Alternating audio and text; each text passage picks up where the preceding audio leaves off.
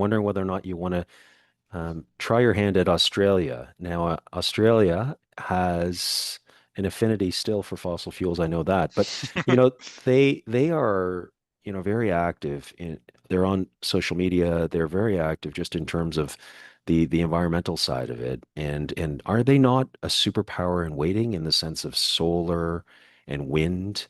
In terms of being able to harness that energy when they eventually do that at scale, it's just a good news story that's developing right before our eyes, aren't they?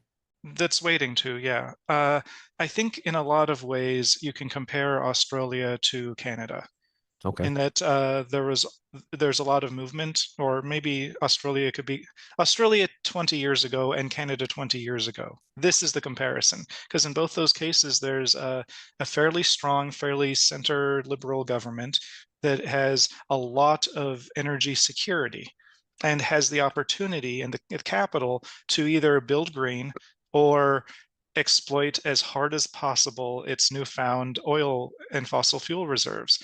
And in both the case of Canada and Australia, what might have been a climate leader, and in the future probably will end up being a climate leader, decided to instead, how do we say, sell their soul for a couple decades, making as much money as possible for a few stakeholders.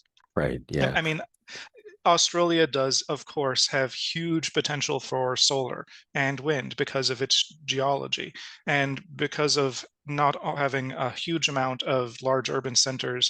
Uh, you could absolutely power all of Australia with solar and a little bit of batteries. Yes, and Australia probably will end up being powered like that. But in the meantime, they are unfortunately making a business of extracting oil and selling it on the global market.